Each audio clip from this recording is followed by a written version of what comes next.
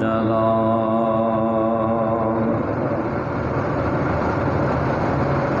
يبتغون فضلا من الله ورضوانا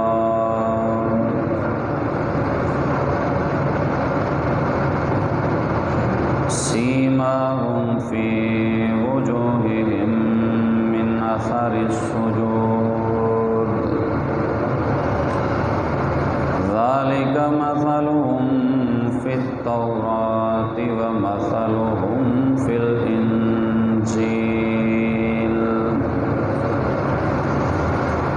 صدق الله مولانا العظيم وبلغنا رسوله النبي الكريم إن الله وملائكته يصلون على النبي يا أيها الذين آمنوا صلوا عليه وسلموا تسليما الصلاة والسلام عليك يا سيدي يا رسول الله وعلى آلك وصحابك يا سيدي يا حبيب الله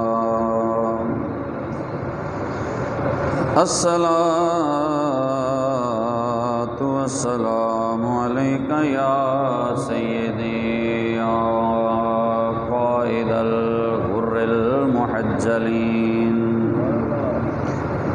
وعلى آلك وصحابك يا سيدي يا خاتم الأنبياء والمرسلين مولاي صل وسلم دائما أبدا على حبيبك خير الخلق كلهم لي خمسة أطفي بها حر الوباء الحاطمة المصطفى والمرتضى وابناهما والفاطمة السلام بندہ پروردگارم امت احمد نبی دوست دار چار یارم تابع اولاد علی مذہب حنفیہ دارم ملت حضرت خلیل خاک پائے غوث اعظم زیر سایہ ہر ولی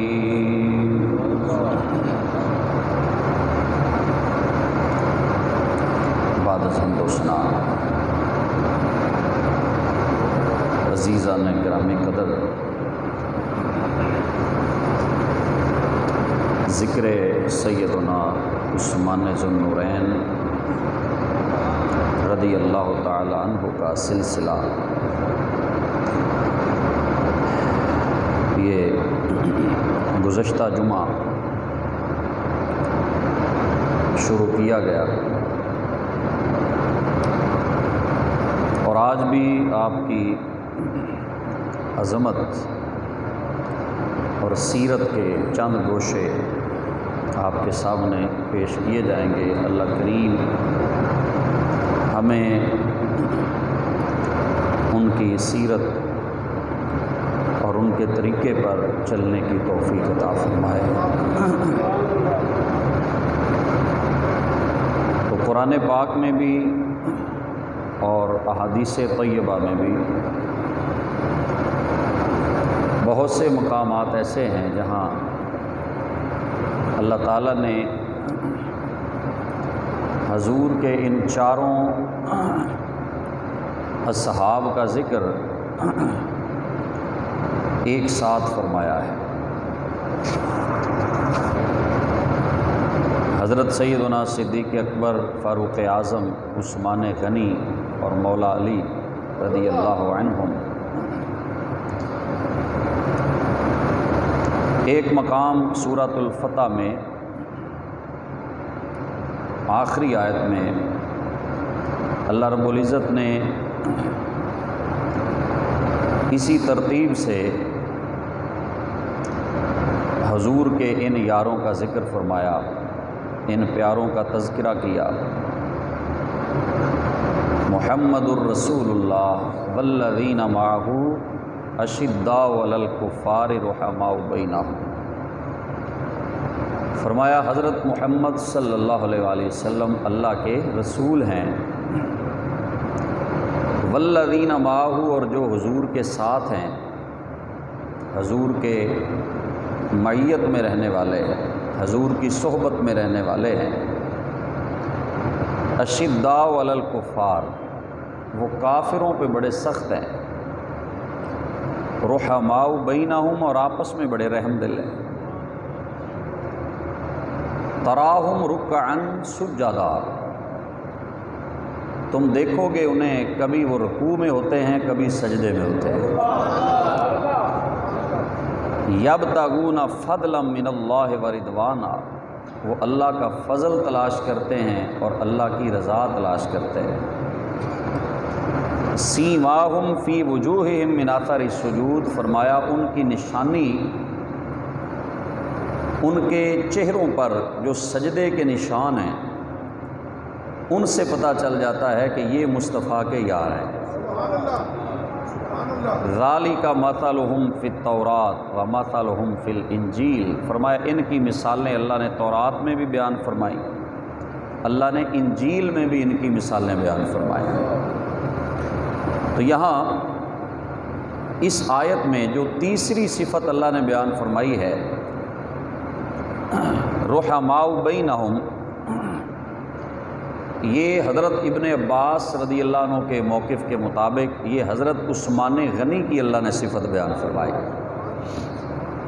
فرمایا محمد صلی اللہ علیہ وآلہ وسلم اللہ کے رسول ہیں، اور جو ان کے ساتھ رہنے والے ہیں وہ کافروں پہ بڑے سخت ہیں اور آپس میں بڑے رحم دل ہیں۔ تو رحماء بینہم والی جو صفت ہے وہ حضرت ابن عباس رضی اللہ تعالیٰ عنہ فرماتے ہیں یہ حضرت سیدنا عثمان غنی کی اللہ کریم نے بیان فرمائی ہے۔ ویسے تو سارے صحابہ ہی آپس میں محبت کرنے والے ہیں، رحمت کرنے والے ہیں، لیکن حضرت عثمان غنی رضی اللہ تعالیٰ عنہ خاص طور پر انہیں اللہ پاک نے بڑی رحمت اور بڑی شفقت اور نرم دل سے اللہ پاک نے نوازا تھا۔ آپ نرم دلی میں رحمت کے اندر بڑے معروف ہیں، آپ کی طبیعت بڑی نرم تھی۔ حضرت عمر کی طبیعت سخت تھی، اشداء علی الکفار، فرمایا کافروں پہ بڑے سخت ہیں، اور حضرت عثمان غنی کی طبیعت کے اندر نرمی کا پہلو جو ہے وہ نمایاں تھا۔ آپ نرم طبیعت رکھنے والے تھے، اسی لیے پھر جب بھی کوئی ضرورت مند ہوتا، کسی کو کمزور دیکھتے تو آپ اپنی دولت کے ساتھ اس کی مدد کرتے، اور اسلام پر آپ کے بہت احسانات ہیں۔ اسلام کی بقا اور اسلام کی ترویج و اشاعت کے لیے حضرت عثمان غنی رضی اللہ تعالیٰ عنہ کے مال کو بہت زیادہ یہ شرف ملا حضرت عثمان کو کہ ان کا مال خرچ کیا گیا ہے، اور رحمت آپ کے اندر جو تھی، لوگوں کے ساتھ شفقت والا جذبہ جو پایا جاتا تھا، اس کا مظاہرہ آج بھی چل رہا ہے۔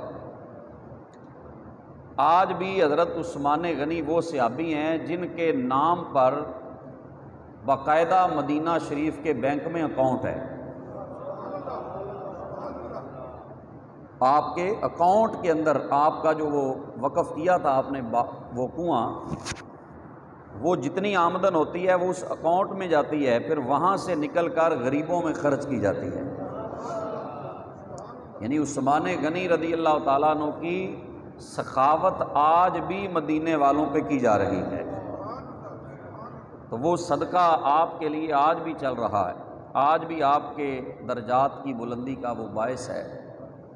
تو یہ رحمت والا جو جذبہ تھا، اس کی بنیاد پر حضور علیہ الصلاۃ والسلام اپنی شہزادی حضرت رقیہ رضی اللہ تعالیٰ عنہ سے آپ نے فرمایا کہ کیسا ہے تمہارا خامد عثمان؟ حضور نے اپنی شہزادی سے پوچھا کیفا تاج دین ابا عبداللہ، عثمان کیسا ہے بتاؤ؟ قلت خیر الرجال، حضرت رقیہ نے کہا یا رسول اللہ وہ مردوں میں سب سے بہترین پایا ہے، خیر الرجال۔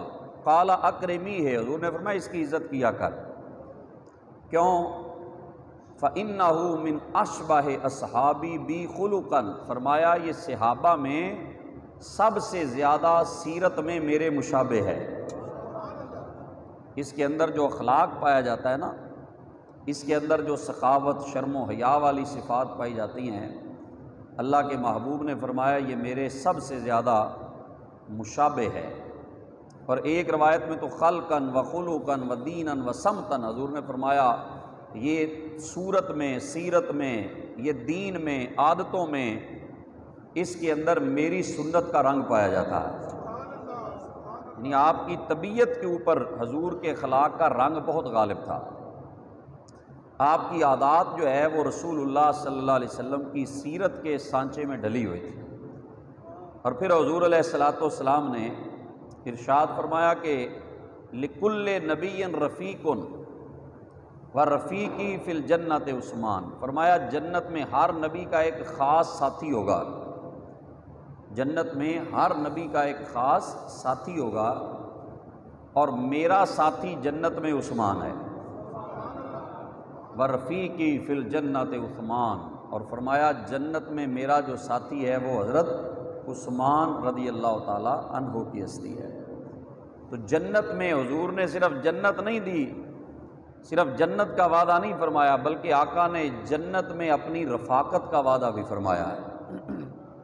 اور حضور کی بات کبھی غلط نہیں ہو سکتی۔ سرکار نے جب وعدہ کر لیا کہ جنت میں عثمان میرے ساتھ ہوگا، تو پھر کسی کو شک کرنے کی کوئی فائدہ نہیں ہوگا۔ شک کرے گا تو اپنا ایمان برباد ہوگا۔ حضرت عثمان کے جنت میں رسول اللہ کے ساتھی ہونے کی گارنٹی خود رسول اللہ نے عطا فرمائی ہے۔ وَرَفِيقِي فِي الْجَنَّةِ عثمان، فرمایا جنت میں میرا ساتھی عثمان ہوگا۔ حضرت سیدنا ابو ہریرہ رضی اللہ تعالیٰ عنہ بیان فرماتے ہیں، بخاری و مسلم کی حدیث پاک ہے کہ نبی پاک صلی اللہ علیہ وسلم ایک باغ میں تشریف فرما تھے، تو باغ کا دروازہ تھا، اس پہ کسی نے دستک دی، تو حضور نے فرمایا جاؤ دروازہ کھولو، افتح الباب وبشرہ بالجنہ، فرمایا جاؤ دروازہ کھولو اور جو بھی دروازے پر ہے نا اسے جنت کی خوشخبری سنا دو۔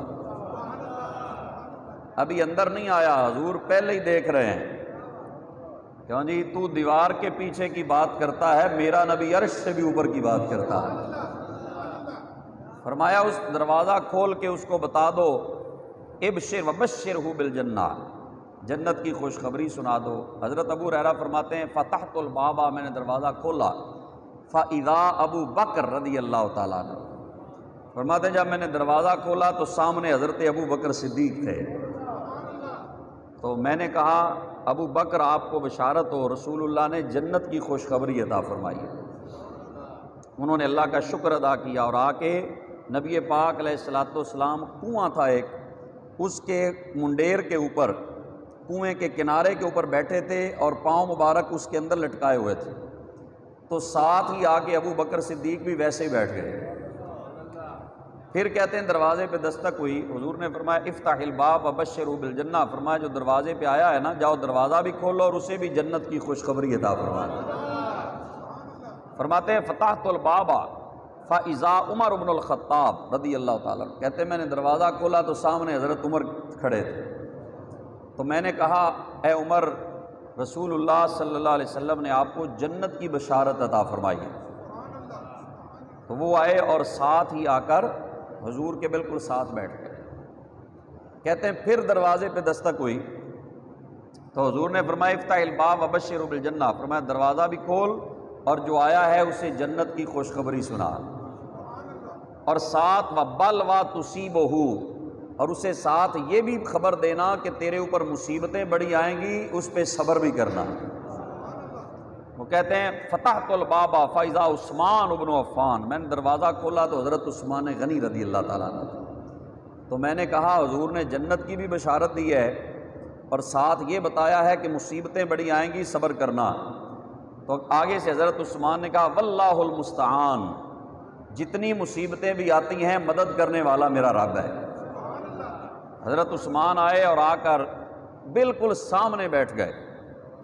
حضور علیہ الصلوۃ والسلام، جناب صدیق اکبر اور جناب فاروق اعظم ادھر بیٹھے ہیں، حضرت عثمان دوسری طرف سامنے جا کے کنارے پہ بیٹھ گئے۔ تو حضرت ابو ہریرہ کہتے ہیں جب میں نے ان چاروں کو بیٹھے ہوئے دیکھا نا تو میرے ذہن میں فوراً آیا کہ جس طرح آج یہ بیٹھے ہیں نا، ان کی قبریں بھی ایسے ہی بنائیں گے۔ یہ روایت میں موجود ہیں الفاظ۔ وہ کہتے ہیں پھر ویسا ہی ہوا کہ رسول اللہ صلی اللہ علیہ وسلم، جناب ابو بکر، جناب عمر کی اسی طرح قبریں بنی اور حضرت عثمان کی بالکل سامنے جنت البقیع میں قبر بنی۔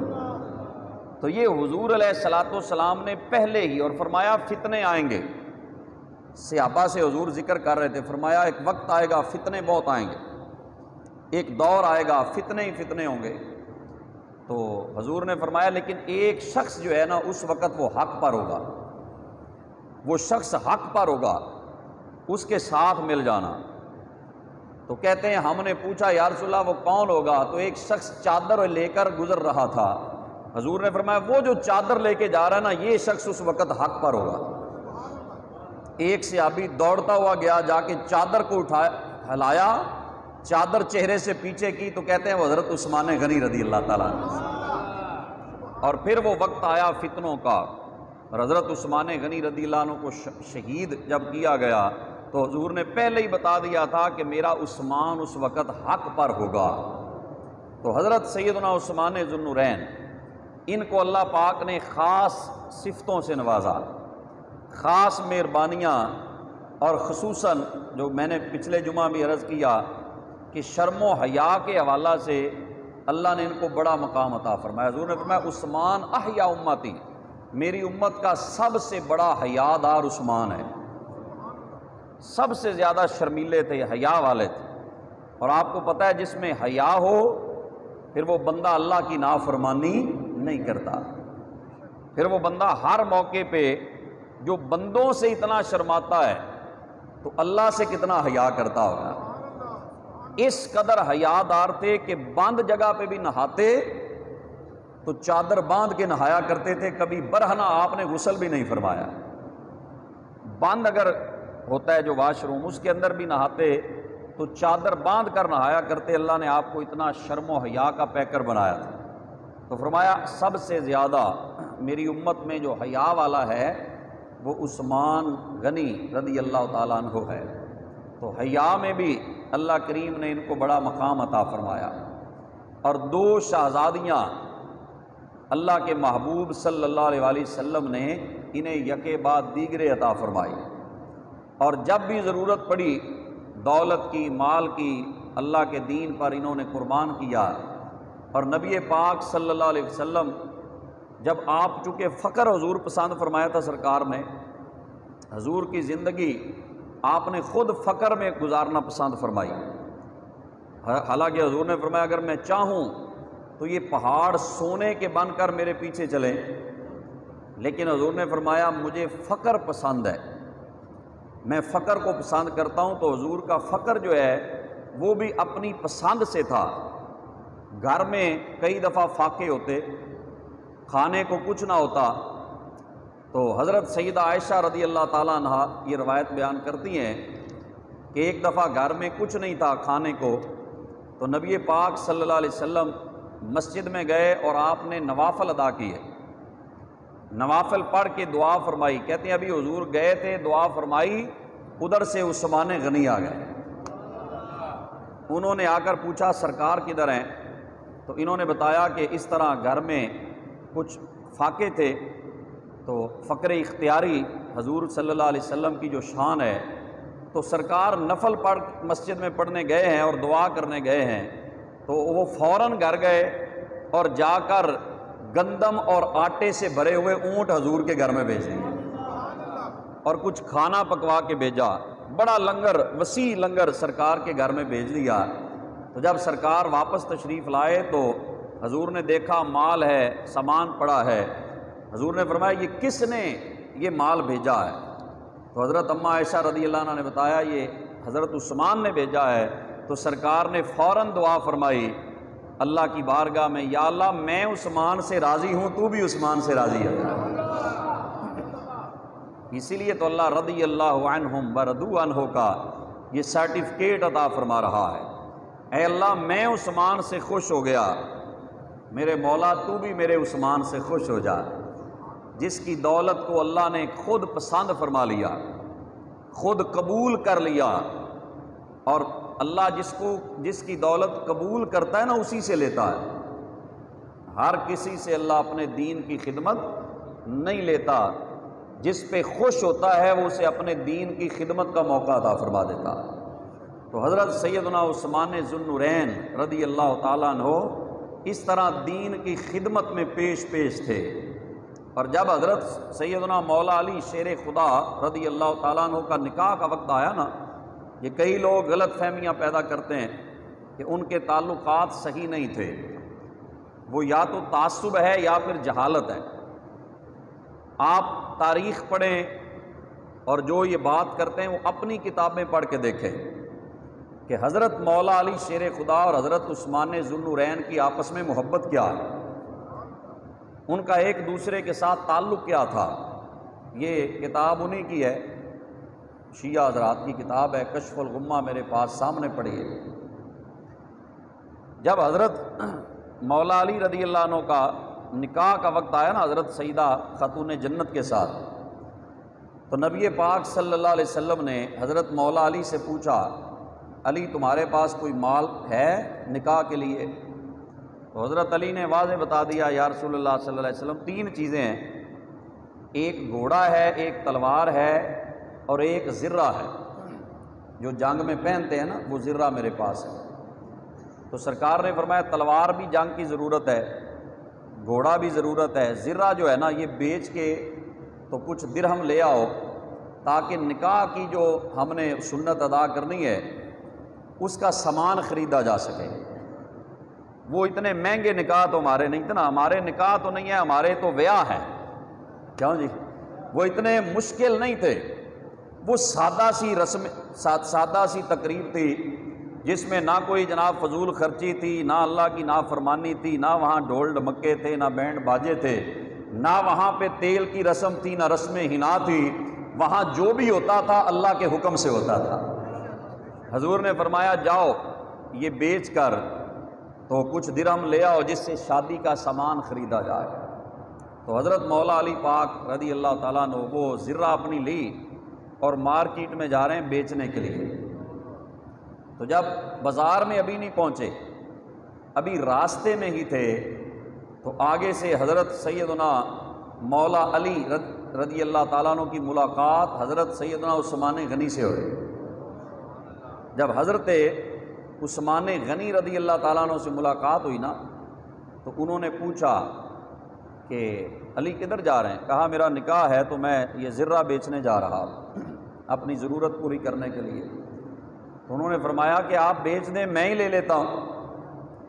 ضرورت ان کو نہیں تھی، اصل میں وہ مولا علی کی مدد کرنا چاہتے تھے، اور یہ بھی نہ ہو کہ علی بڑا غیرت مند ہے، ویسے مدد کرتے تو ہو سکتا ہے مولا علی قبول نہ کرتے، لیکن مدد کرنے کا بھی طریقہ ہے۔ انہوں نے کہا مجھے بیچ دیں میں خرید لیتا ہوں۔ انہوں نے زرہ دی تو حضرت علی نے فرمایا جتنا ریٹ مناسب ہے آپ دے دیں۔ حضرت عثمان نے 400 درہم نکالے اور مولا علی کے سامنے پیش کر دیا۔ 400 درہم، حالانکہ مورخین لکھتے ہیں اس وقت زرہ کا یہ ریٹ نہیں تھا، زرہ کی قیمت اس وقت 30 درہم تھی، لیکن حضرت عثمان نے کتنے میں خریدی؟ 400 میں۔ ہم ہوں تو مجبوری سے فائدہ اٹھاتے ہیں بھی یار اس کی فوتگی ہو گئی ہے، اس نے تو اب بیچنی ہے، اس کی شادی ہے، اس نے تو اب یہ گاڑی یا یہ چیز بیچنی ہے، اب سستی مل جانی ہے، اب لے لو۔ ہم ایک دوسرے کا گلا گھونٹنے کی کوشش کرتے ہیں، لیکن میرے آقا کے یار ایک دوسرے کو لوٹتے نہیں تھے، ایک دوسرے سے محبت کا اظہار کیا کرتے تھے، ایک دوسرے سے تعاون کرتے تھے۔ تو یہ سیرت سیدنا عثمان غنی ہمیں یہ بتاتی ہے کہ دوستوں کو ضرورت کے وقت ان سے مدد کرنی چاہیے، ان کے ساتھ تعاون کرنا چاہیے۔ تو انہوں نے 400 درہم دیا اور وہ زرہ جو تھی وہ لے لی۔ جب حضرت عثمان غنی نے زرہ لے لی اور وہ درہم دے دیے، تو جب جانے لگے نا تو حضرت عثمان غنی نے فرمایا، جب وہ لے لیے درہم، فرمایا یا ابوالحسن، یا ابوالحسن الست اولا بالدرع منک وانت اولا بالدراہم منی۔ انہوں نے کہا کہ اے علی، کیا اب یہ جو زرہ ہے وہ میری ہو گئی نا، یہ درہم تمہارے ہو گئے؟ انہوں نے کہا بالکل، آپ نے خرید لی ہے، یہ آپ کی ہے، یہ درہم میں نے آپ سے لیے ہیں اس کے بدلے میں، تو یہ میرے ہو گئے۔ تو حضرت عثمان ساتھ ہی آگے بڑھے، ساتھ کہنے لگے فَإِنَّ الدِّرْعَ هَدِيَّةٌ مِّنِّي، فرمانے لگے کہ اے علی، یہ زرہ میری طرف سے شادی کا تحفہ قبول فرما لگا۔ یہ کتاب میرے سامنے پڑی ہوئی، علی یہ شادی کا تحفہ میری طرف سے قبول کر لو۔ درہم بھی مل گئے، زرہ بھی واپس مل گئی۔ لے کر جب سرکار کی بارگاہ میں حاضر ہوئے تو حضور نے دیکھا زرہ بھی واپس آ گئی ہے، درہم بھی آ گئے ہیں۔ تو سرکار نے پوچھا علی یہ کیا؟ کہا حضور اصل میں عثمان مل گئے تھے، گاہک مجھے کون مل گیا ہے؟ مجھے عثمان غنی گاہک کے طور پہ مل گئے ہیں۔ تو یہ ان کی کتاب یہ خود لکھتے ہیں فَدْعَا لَهُ بِخَيْرٍ، حضور نے حضرت عثمان کے لیے خیر و برکت کی دعا فرمائی، اور وہ درہم لے کر حضرت ابو بکر صدیق کو عطا فرمائے، فرمایا ان درہموں کے ساتھ جاؤ بازار میں اور جو میری بیٹی کے لیے سامان ضرورت ہے وہ جا کے خرید لا۔ زرہ خرید کر مدد کرنے والے عثمان ہیں اور نکاح کا سامان خریدنے والے صدیق اکبر ہیں۔ اب تیری مرضی، دشمن بنا لے یا دوست بنا لے۔ اللہ اکبر، یا رسول اللہ صلی اللہ علیہ وسلم۔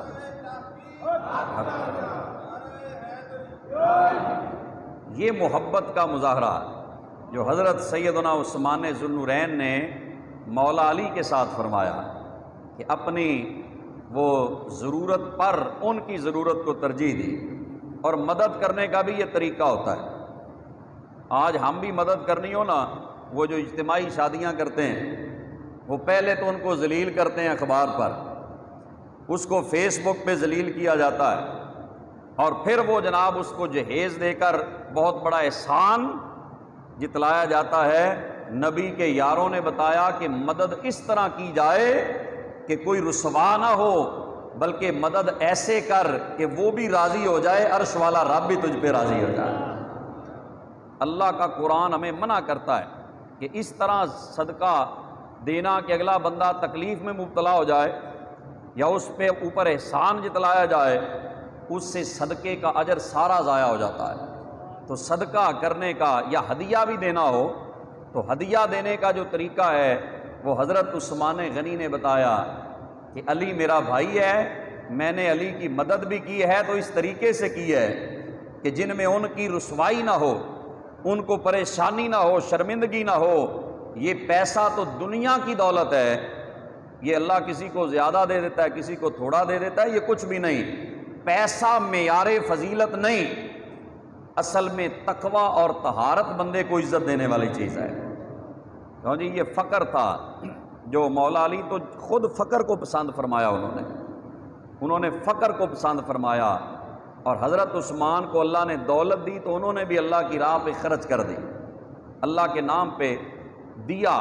اور اصل دولت ہوتی وہ ہے جو اللہ کے نام پہ خرچ کی جائے، اس دولت کا کوئی فائدہ نہیں جو کسی غریب کے کام نہ آئے، جو کسی کے مشکل وقت میں بندہ سہارا نہ بنے اور اسی طرح چھوڑ کے دنیا سے چلا جائے۔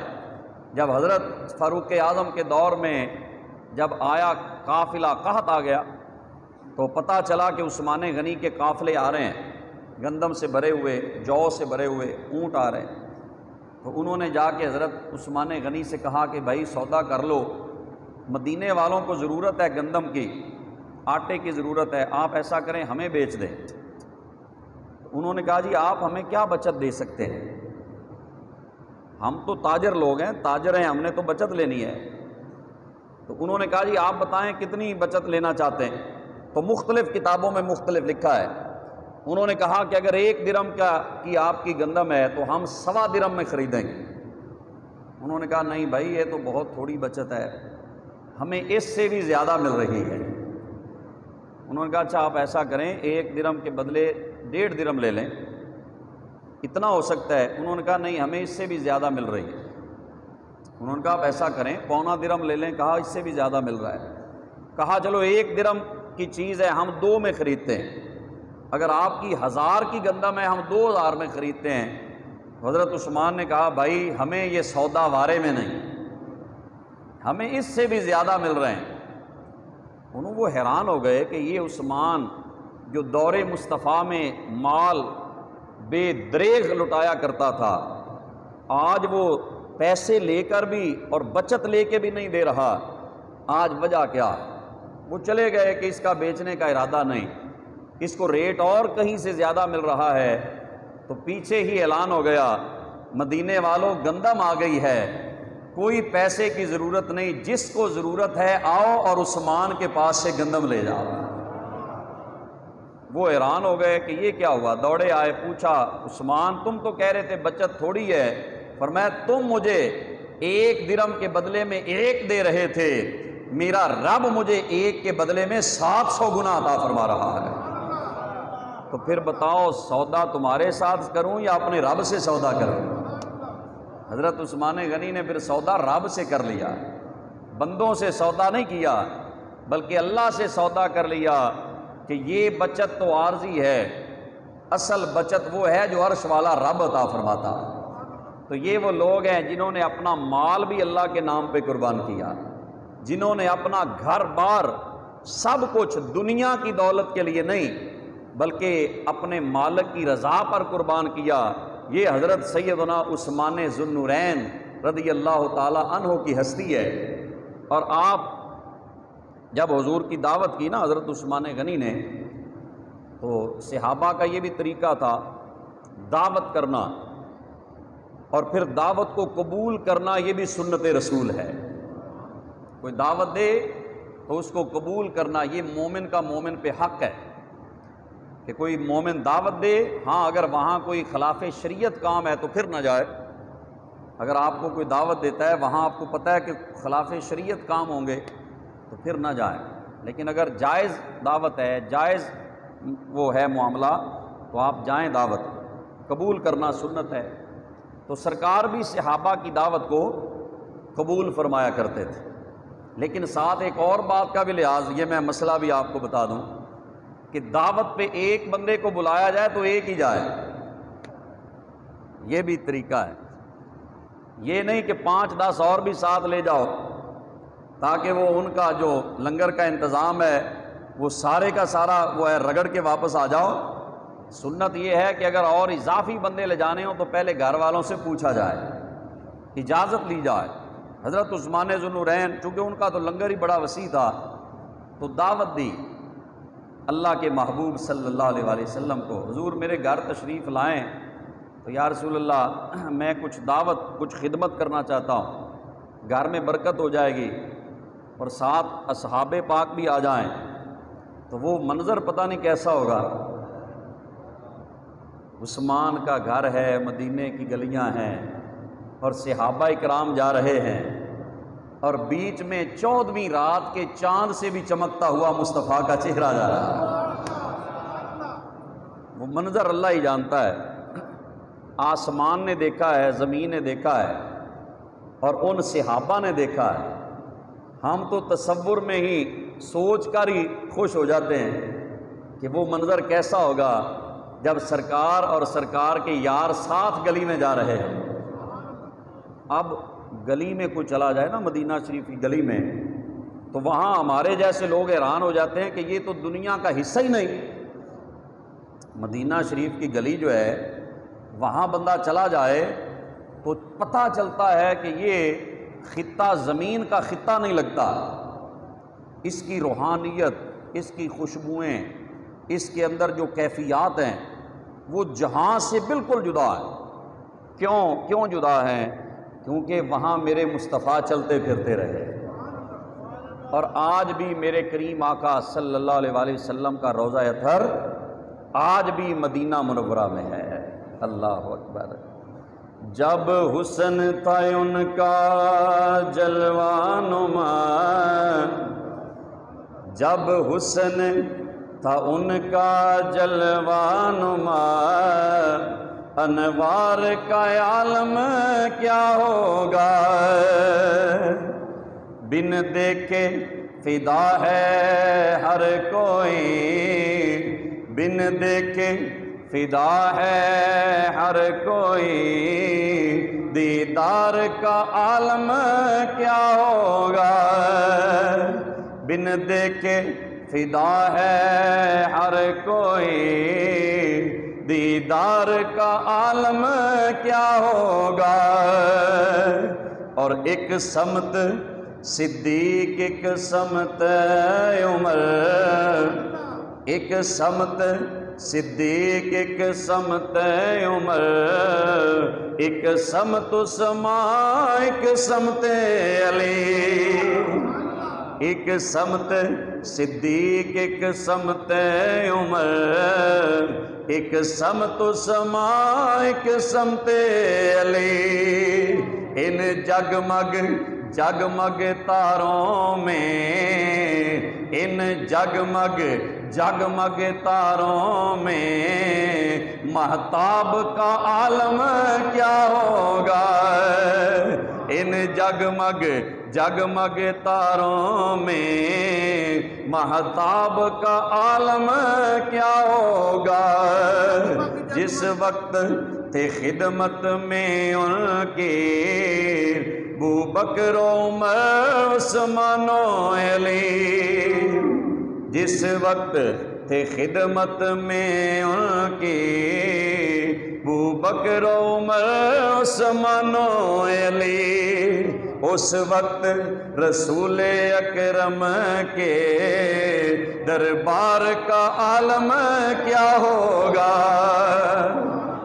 جب حسن تھا ان کا جلوہ نما، انوار کا عالم کیا ہوگا۔ کیسے نظارے ہوتے تھے حضور مدینہ کی گلی میں، اصحاب کرام کے جھرمٹ کے اندر حضور علیہ الصلوۃ والسلام جا رہے، اور حضرت عثمان ذو النورین کیا کر رہے ہیں؟ پیچھے پیچھے حضور کے قدمین شریفین کی گنتی کر رہے ہیں، گنتی کر رہے ہیں۔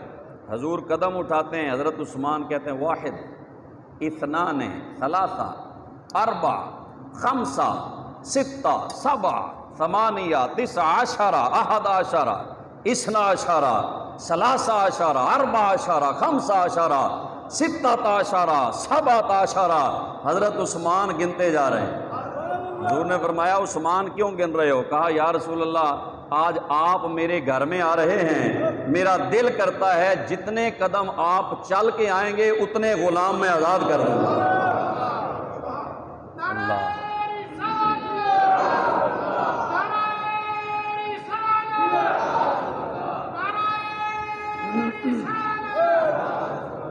حضور جتنے قدم آپ چل کے آئیں گے نا آج اتنے غلام میں آزاد کروں گا۔ قاصد نے دی خبر کہ وہ آئیں گے رات کو، اتنا کیا چراغاں کے گھر تک جلا دیا۔ کہتے ہیں حضور جتنے قدم آپ چل کے آئیں گے اتنے غلام عثمان آزاد کرے گا، کیونکہ یہ چھوٹی بات نہیں، حضور آپ میرے گھر میں تشریف لا رہے ہیں۔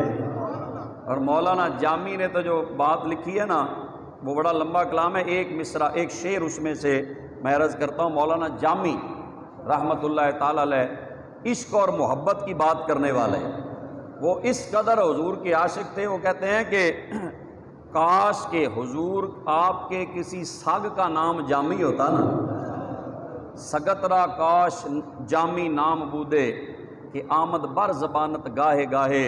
وہ کہتے ہیں حضور کاش آپ کے کتے کا نام جامی ہوتا تو آپ جب اسے پکارتے نا اس بہانے آپ کی زبان پہ میرا نام تو آ جاتا نا.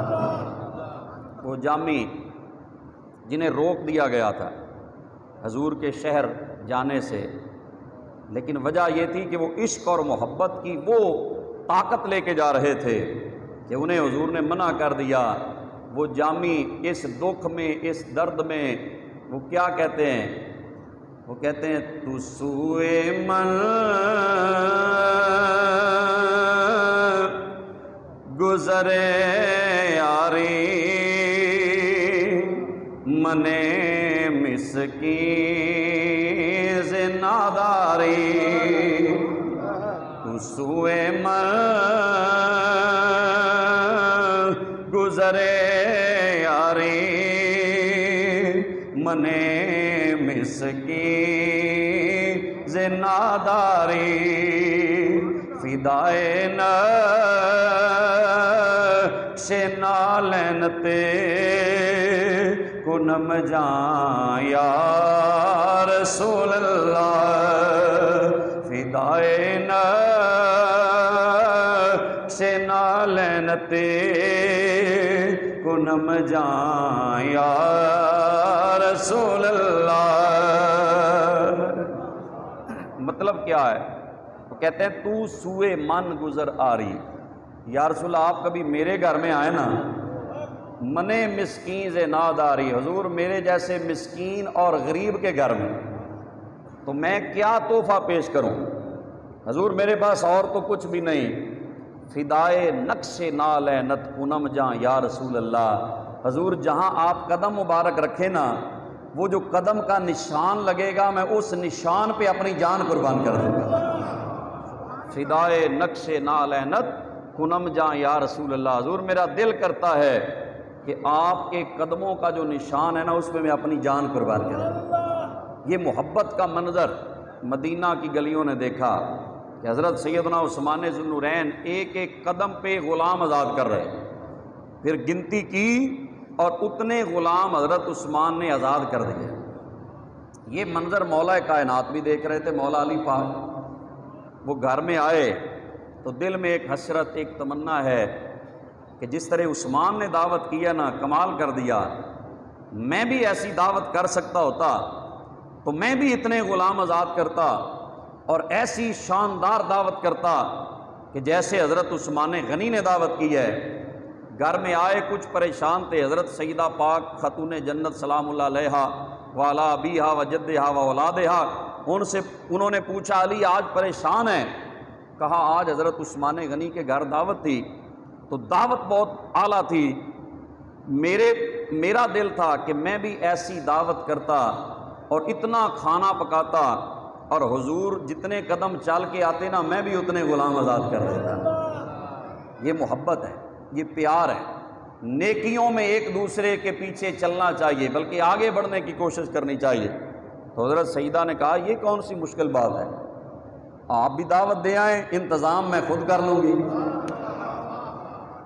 انہیں تو پتا تھا بظاہر گھر میں فاقہ ہے، کوئی اتنا سامان نہیں ہے گھر کے اندر کہ وہ دعوت ہو سکے، لیکن یہ بھی اللہ پاک نے آل نبی کو شان عطا فرمائی ہے. یہ شان اللہ نے عطا فرمائی ہے. ان کے ہاتھ اٹھ جائیں تو عرش والا رب خالی نہیں موڑتا، وہ مہربانی فرما دیتا ہے. حضرت علی نے کہا انتظام، کہا میرے ذمے، آپ جائیں اور ابھی دعوت دے کے آئیں. حضور جیسے آپ عثمان غنی کے گھر آئے ویسے ہی آنا ہے اور ویسے ہی صحابہ آئیں. حضرت مولا علی نے دعوت دی، خوشی خوشی سے آئے. جناب سیدہ کائنات نے چولہوں کے اوپر سارے برتن رکھ دیے اور برتن رکھ کے مصلی بچھایا، سجدے میں سر رکھ کے کہا مولا تیرے نبی کی بیٹی نے کبھی تجھ سے مانگا نہیں. مولا آج یہ علی کی تمنا ہے، مولا لنگر کا اہتمام بھی تو نے فرمانا ہے، کھانے کا اہتمام بھی تو نے کرنا ہے اور غلاموں کو آزاد کرنے کا انتظام بھی مولا تو نے فرمانا ہے. رکھ دیا. صحابہ آ گئے، جا کے ڈھکن اٹھایا نا تو کھانا تو تھا لیکن زمینی نہیں تھا. کھانا تو تھا لیکن دنیا والا کھانا نہیں تھا۔ وہ کھانے کا نہ ذائقہ وہ تھا، نہ رنگ وہ تھا، نہ خوشبو وہ تھی۔ جب کھانا پیش کیا گیا سب نے کھایا۔ صحابہ سرکار سے پوچھتے ہیں حضور دعوتیں تو پہلے بھی بڑی کھائی ہیں لیکن آقا یہ کھانا آج تک ہم نے کھایا ہی نہیں۔ فرمایا یہ کھانا تم کیسے کھا سکتے تھے؟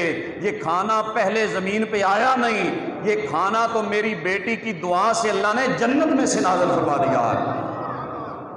یہ جنت سے آنے والا کھانا ہے، جنتی لنگر ہے جو سیدہ کے گھر سے سارے صحابہ کو ملا ہے۔ یہ جنتی لنگر ہے، کھانا سب نے کھایا۔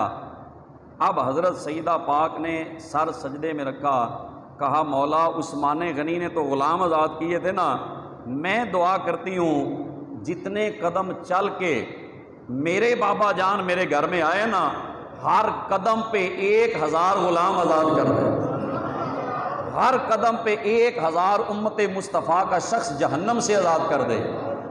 ابھی سر سجدے میں تھا، اللہ نے جبریل کو بھیجا، آ کے حضور کو بشارت دی کہ یا رسول اللہ، اللہ بشارت دے رہا ہے کہ جتنے قدم چل کے آپ اپنی بیٹی کے گھر آئے ہیں، اللہ نے ہر قدم پہ 1000 جہنمی کو آزاد فرما دیا ہے۔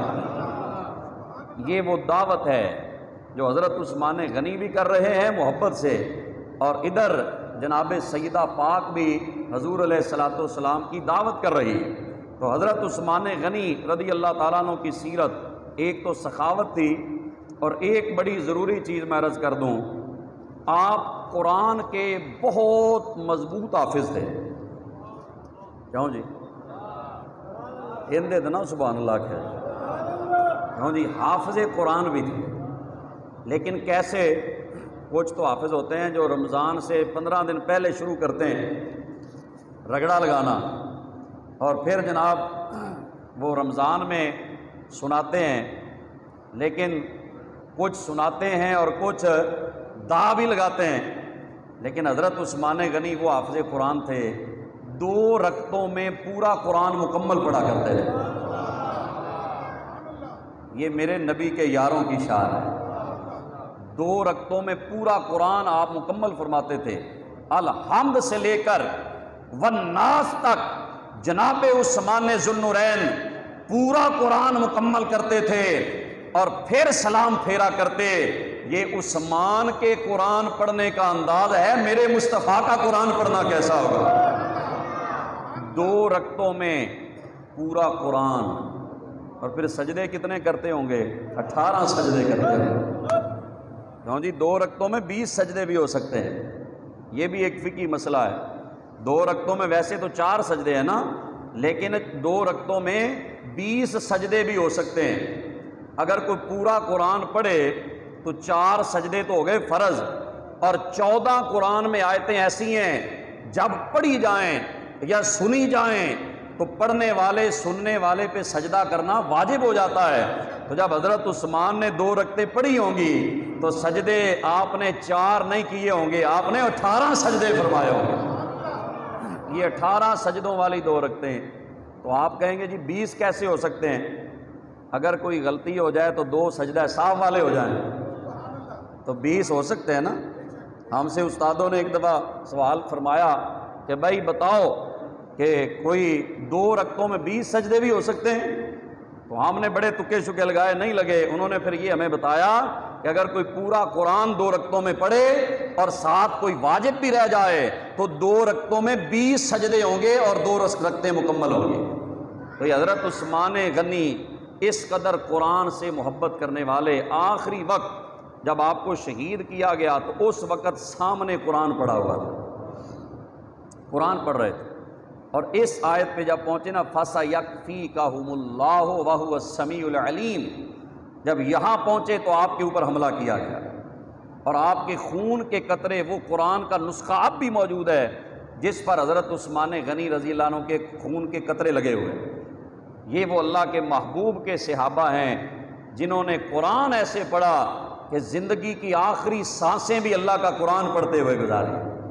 اس قدر ہمیں بھی اگر قرآن سے محبت ہو جائے، قرآن سے پیار ہو جائے، چلو 2 رکعتوں میں پورا نہیں تو کم از کم روزانہ کوئی 1 سورت ہی پڑھ لے بندہ، دو چار رکوع ہی پڑھ لے، اگر ہماری زندگیوں میں یقین جانے قرآن آ جائے تو ہماری زندگیاں خوبصورت بن جائیں، ہماری زندگیوں میں حسن آ جائے، ہمارے گھر میں برکت آ جائے، ہمارے گھر سے جادو، یہ ٹونے، یہ جناب جو ہم شکایت کرتے ہیں بیماریاں، یہ سب ختم ہو جائے۔ جہاں قرآن ہوتا ہے وہاں اللہ کی رحمتیں نازل ہوتی ہیں۔ تو آئیے حضرت عثمان غنی کی سیرت سننے والوں، اللہ کے قرآن سے بھی محبت کریں، اللہ کے قرآن سے پیار کریں، اسے پڑھیں، اس پر عمل کریں، اس میں غور و خوض کریں۔ اللہ کریم ہمیں عمل کی توفیق عطا فرمائے۔ وآخر دعوانا الحمدللہ۔